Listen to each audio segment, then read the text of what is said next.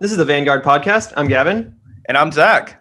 And we've just been joined by attorney and political organizer Tiffany Cabán, candidate for New York City Council District 22 and former Queens DA candidate. Welcome to the show, Tiffany. How's it going?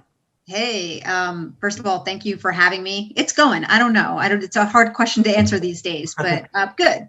Yeah. I guess that's a good a place as any to start. What's the what's the pulse like in your community? I guess you're running for city council in Queens, New York. New York City was obviously the epicenter of devastation as far as the COVID-19 nationally.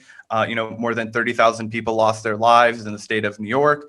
I'm wondering, now that we're, seeing a lot of the national news coverage of the suffering that, everyday people are experiencing sort of die down. And, we're also looking at a drop-off point of any kind of benefits, any kind of people who are receiving any sort of additional unemployment. The extra $600 expired long ago, but there are people that are still relying on government benefits that will the week after Christmas expire. I'm just wondering if you could talk about, what the mood is in your community and just how people are reacting to this. It is a really, really difficult time. I think as we're moving towards winter, we're gearing up for a second wave. Recently our schools closed down again because rates were rising. We're about to reopen again, but we're seeing the positivity rates rise pretty rapidly at this point. In my zip code in Queens, we probably have one of the higher rates across the borough, and that's really, really concerning. And we were and have been part of the epicenter of the epicenter. But the thing that I want to point out too about the district that I live in, it's the epicenter of the epicenter in a very different way too, because Rikers Island is in my district, and we know how the COVID-19 pandemic has really ravaged our jails, our prisons, exacerbating a really horrific public health crisis. And I also think we're talking about human rights issues and human rights violations in the process. Businesses are struggling. You talked about benefits running out, but I even think about the folks that never had any to begin with. There are undocumented folks who were not eligible for benefits, who are some of our most essential workers in our neighborhoods, literally keeping us fed and clothed and housed. And then you have workers that are just sort of non-traditional, right? Whether they're gig workers, whether they are sex workers, whether they are artists or musicians. A lot of these folks are excluded from even the tiniest bit of relief that's available to some of the rest of us. I mean, I would be I have to, say that I feel very, very fortunate to, be stable in my home and continue to be able to work, but I'm hyper aware of the ways in which our community is struggling for sure. Yeah, that's a great point. And I think that in your campaign earlier for DA in Queens County, you really brought to the table a lot of these issues that you're talking about and really put a great spotlight on some of these marginalized communities, which you've spoken of. Obviously, you focused a lot on issues like ending the mass incarceration and having Rikers Island closed down, and the decriminalization of sex work. And these were, just really bold leftist issues that you brought to the forefront in New York City, earning you endorsements from people like AOC and Bernie Sanders, and even the New York Times got in on it. What lessons did you take away from that run? And also, what kind of lessons that you learned may you be applying to your current run for city council? And what do you hope to accomplish there if you're elected? Yeah, that's a whole lot in one question. I learned a lot, and I'm not even quite sure where to begin. We could get all up in our feels, and I can talk to you about how personally I learned a lot, how the experience was one of immense growth, but also traumatizing, and it took time to heal from that. But on a professional level, I had never I was a first-time candidate. Didn't know my ass from my elbow in terms of electoral work, right? I'm an organizer, but in outside organizing spaces, I grew up in a family much like the ones that we were centering and fighting for in the campaign, and that we're fighting for now, and that we experience systemic barriers to civic engagement and political empowerment. And so delusionment was there, but a perfect storm of circumstances made me feel like this was the right thing to do at the right time. And it grew into something really beautiful and powerful that I think did some good work. And this run now, I think, is about building on that. Certainly what I learned along the way is how to more effectively coalition build, honing skills in co-governance, but like also the electoral apparatus, right? Like I went on after my campaign, didn't know what I was going to do, just kept thinking about the fact that like we got so close. And 60 votes, if I'm not mistaken, right? 55 votes, which by the way, because obviously I'm not counting or anything, but it comes out to 0.06 of 1%. Ooh. That was the difference. 601%. So also, folks, like when people say your vote matters, it really, really fucking matters. Especially in city council races and down ballot races. Yes. And in my mind too, right? Like these are the most important races, right? Like we can all say how we were super disappointed at the top of our ticket at the end of the day, right? Like as leftists, as just progressives, like Joe Biden, yes, we're glad that Donald Trump was voted out, but like Joe Biden wasn't our guy. And the only way that we get to a place where like our person is at the top of the presidential ticket, like the only way that we get that is by building a bench, right? And that starts at the hyper local level for sure. Oh yeah, so I just think that that's a really important note, and you've talked about how the city council run is like the progression of your DA run, and obviously over the summer we saw a tremendous outpouring of support across the nation in demanding justice for Black lives, and demanding justice for not just for George Floyd and Breonna Taylor, but for the countless other victims of police violence across this country, and demanding change. And one of the primary ways that the left has advocated for doing so is by defunding the police department and reallocating those funds to the communities that actually need them, so that instead of broken window policing, which has taken place in New York City probably to more detriment than anywhere in the entire country, we're actually investing in our community and giving people resources to thrive and succeed, instead of just resulting to draconian punitive punishment. And at the city council level, especially in a place like New York, there's a lot of movement that can be done there. In Kansas City, where Gavin and I are based out of, our city councils basically got their hands tied. All of the power over policing is in Jefferson City. It's not in at the local level, whereas in a place like New York City, if I'm not mistaken, you guys have a lot of room to work there. So I just wondered if you could talk a bit about that and what your strategy would be. Yeah. So to back it up like just a little bit, right? It is the continuation of the work in the DA race, and the city council is where the work is, exactly for the reasons that you talked about, right? This is about getting the best public health and public safety outcomes while dismantling a system of racialized capitalism, period.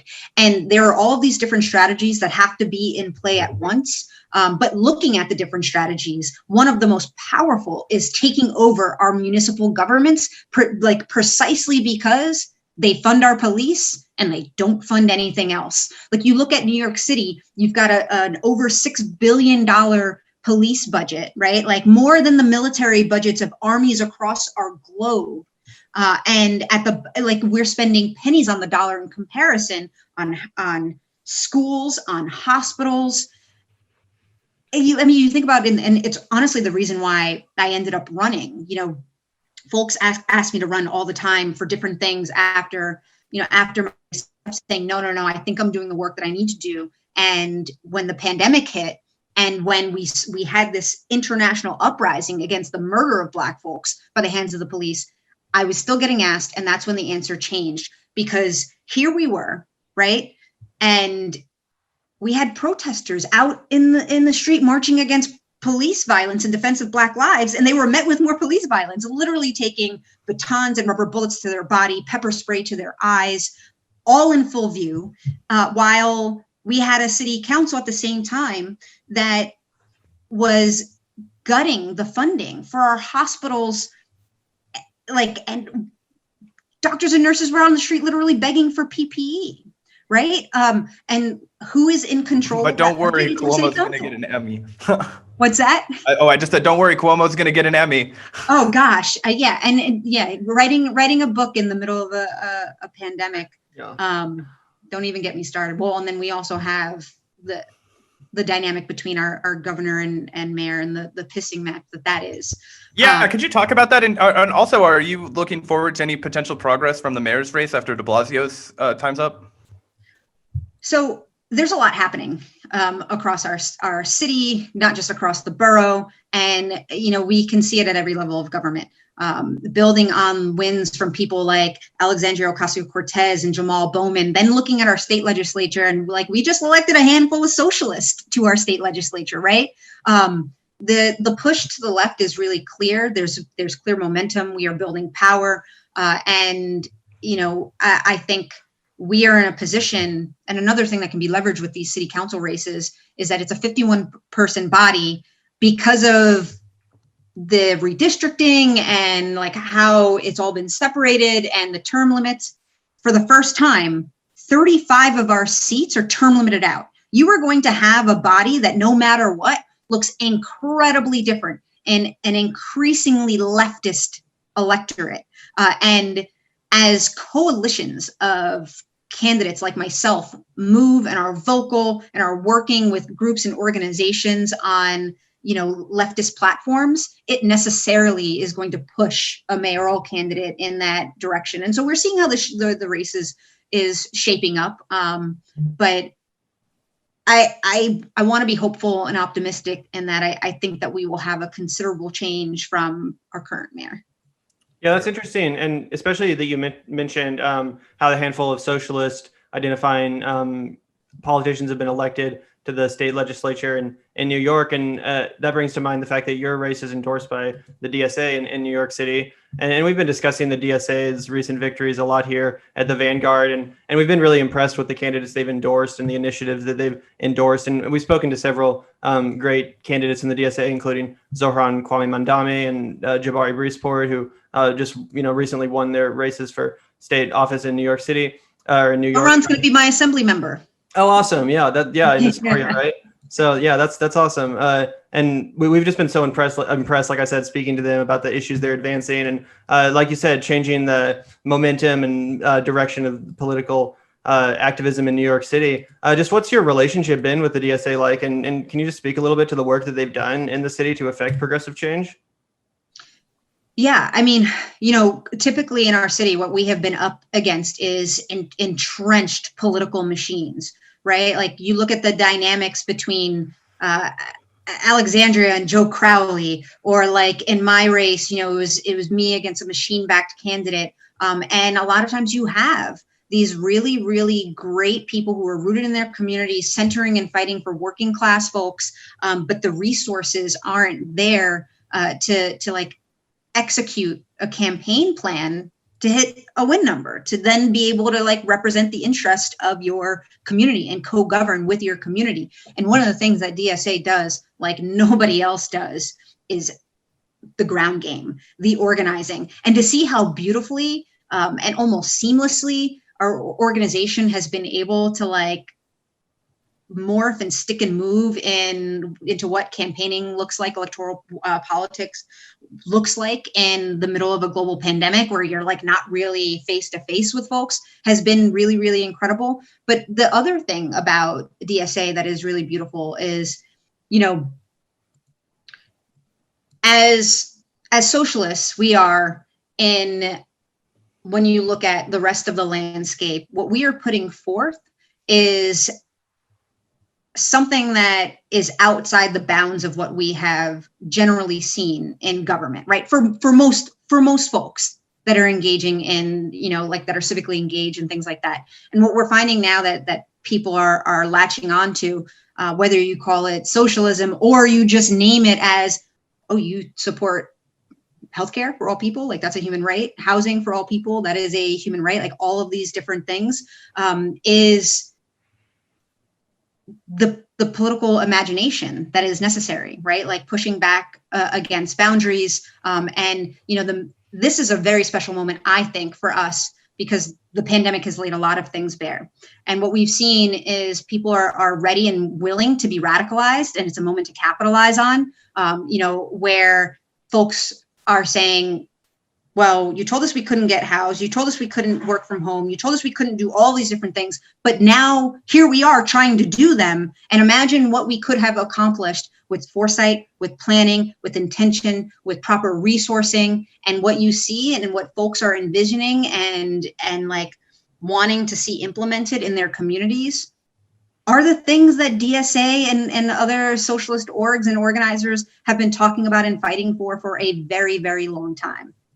Yeah, I also wanted to hear a little bit about your role for the Working Families Party. You took on the role as a national political organizer for them after your campaign for district attorney ended, and you focused a little bit on recruiting decarceral criminal justice reformers to run for office. Could you mind just speaking a little bit about the Working Families Party, the work you've done for them, and also I know that AOC was AOC was encouraging people to vote for the Biden-Harris ticket on the Working Families Party line. Could you maybe just tell a little bit about the success of that strategy or what that accomplished exactly?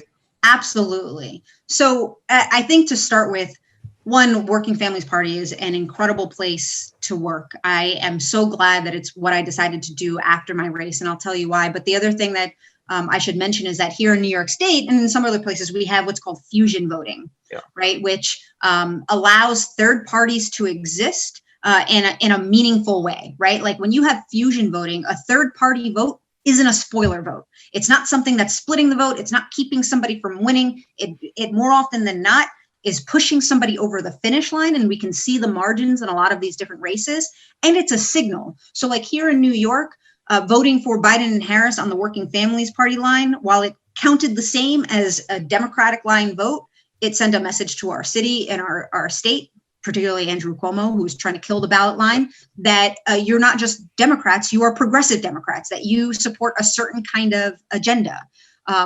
And we rose to the challenge and organized to make sure that we kept the ballot line. And it kind of backfired a little bit because what we did was we expanded our base. Like here in Queens, we expanded the number of people who voted down the line, I think by 3 to 4 times of what our target was. So the party is stronger than ever, which is very cool. And for me, it's almost like the secret sauce when it comes to elections and politics, when WFP and DSA and some of these other groups like throw down on the same races, it is unstoppable.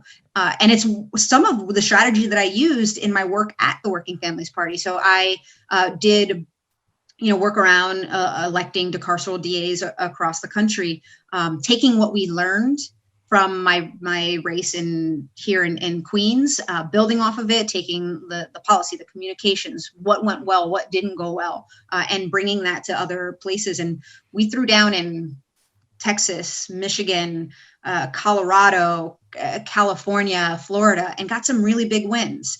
Monique Worrell in Orlando, Jose Garza, WFP and DSA endorsed candidate in Austin, Ellie Savitt out in Michigan, obviously Chesa Boudin out in San Francisco, also WFP and DSA backed. They're doing really, really good work. And it is, if you're not familiar with the Working Families Party, check out if they're operating where you live. They are an excellent political home and doing some great organizing. Yeah, and I think that's a good place to kind of expand on something that we touched on a little bit earlier in the conversation. We talked about your position to your push to close Rikers Island. I'm wondering if you could talk about your that and also your sort of broader decarceral strategy, and also exactly what you would envision as the natural progression. After, say, if Rikers Island was closed, like how do you expand that model throughout the United States? And does that make sense? Yeah. So first of all, I just want to start by saying it is possible, and it has been modeled for us. Out in LA, there's such a beautiful, strong, radical organizing table, and they managed to, after years of organizing, to cancel a jail contract after it was signed and get their municipal government to commit to investing millions of dollars in community resources, right? Like this is stuff that can be done and it works. I'm an abolitionist, and That is something that I say openly and with pride and want to talk with folks about as often as I possibly can, because being an abolitionist is being rooted in a vision and a politics that has everything to do with like radical love, right? Recognizing that it's not about good people and bad people and just finding and punishing and locking up the bad people, but that it's just about people. Understanding that accountability doesn't start and end with an individual, but that we have to zoom out, and it starts and ends with systems and access to resources, and people having the ability to live a dignified life with the things that they need to not just survive but thrive, and understanding that policing, prosecution, and incarceration have nothing to do with safety. Like, we have to completely separate the idea that and public safety goes together, right? A robust public health infrastructure, that's safety. Stability, knowing where you're going to lay your head down at night, having access to mental health care, to food, to job and educational opportunities, that equals safety. And that goes back to just like the history of our country too. We have to understand that, policing itself wasn't born out of keeping people safe. It was born out of protecting certain interests, born out of slave catching and union busting, right? Like, what do our jails and prisons do? And by the way, like, you look at the trajectory, you go from policing, like after slavery was abolished, then you go to, well, we have to maintain white power and wealth. So how do we get that labor, right?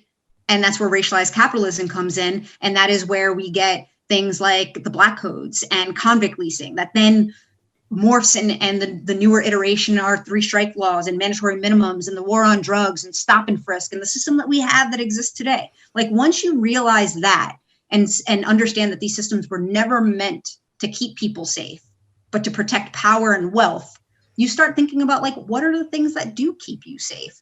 And also just the basic understanding that like, hurt people.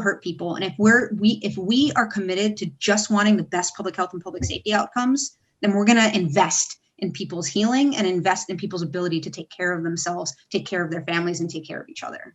Yeah, I think that's so beautifully put. And like I said earlier, your campaign for DA earlier was so, in my opinion, groundbreaking in the way you did speak on these issues and just bringing to the forefront so many of these issues that you've spoken about, like ending the carceral system and abolition.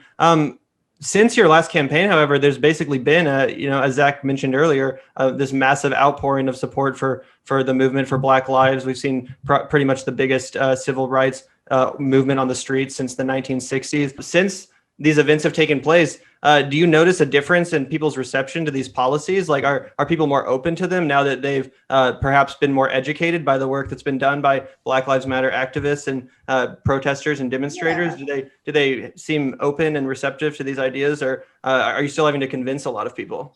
I think they are, but I just want to say that, like, myself, the campaign we ran, the work that we're doing now are just like a dot on, the map of what is a much larger movement that has been going on for generations and generations. Like, we do our work on the shoulders of, Black women, Black trans women, organizers who have been fighting for building like these kinds of worlds for generations and generations, who model that for us, who teach us.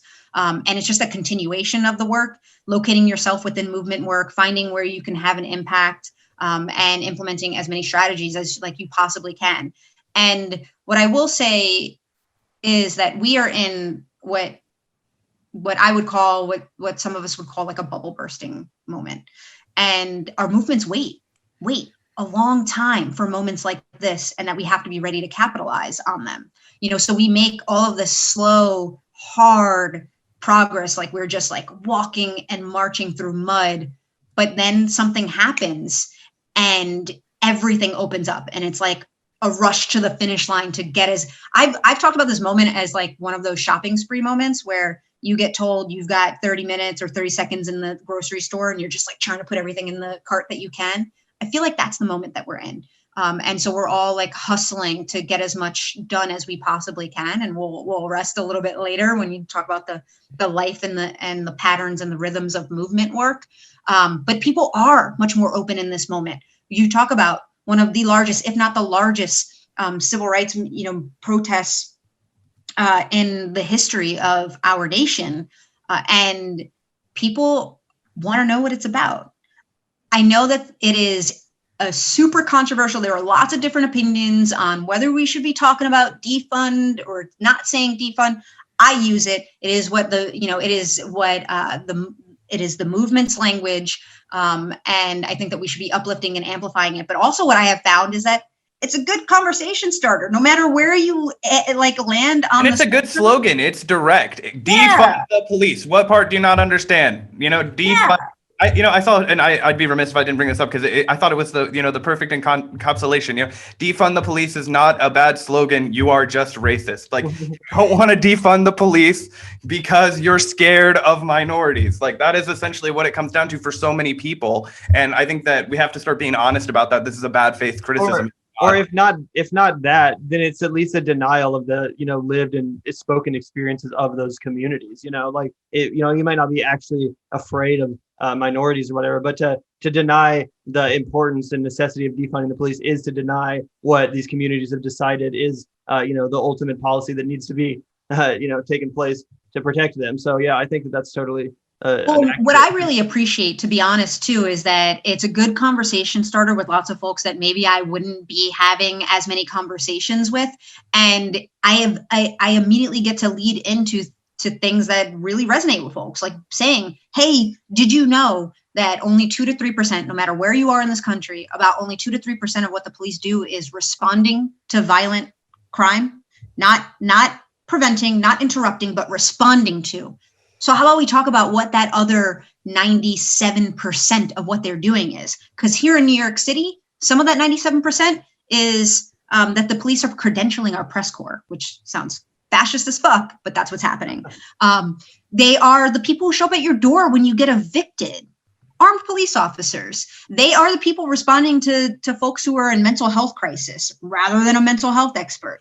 They are, in our schools before they closed, were the people who were taking your kids' temperature because we don't have enough school nurses. So can we talk about taking some of those resources and letting other people do those jobs?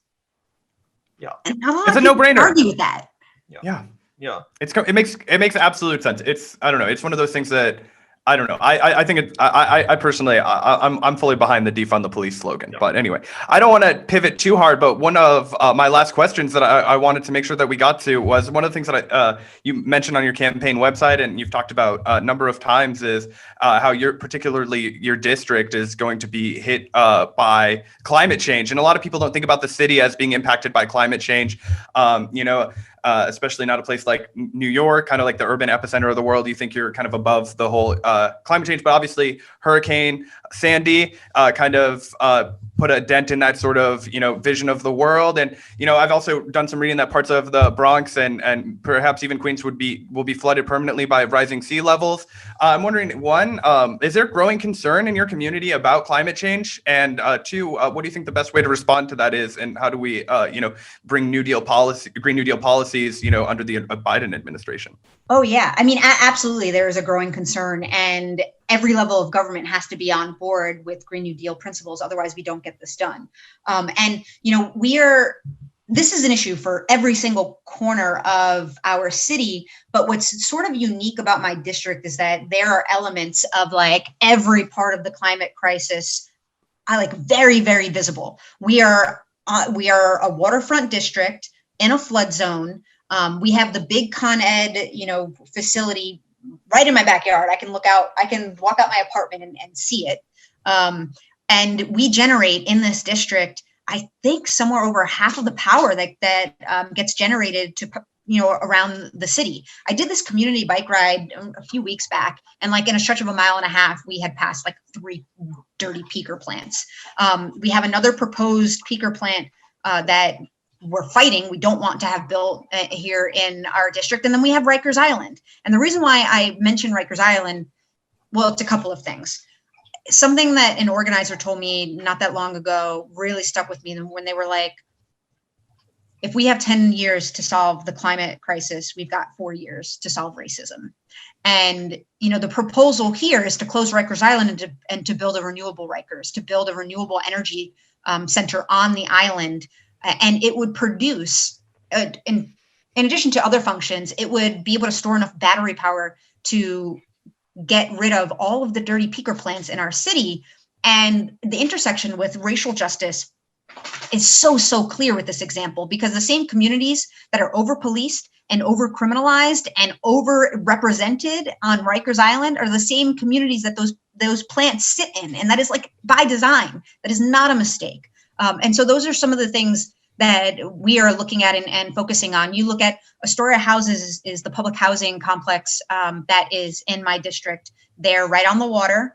They were hit hard by Sandy. And we don't just need a Green New Deal, we need a Green New Deal for public housing, which I was really proud that like my congresswoman, was introducing and talking about.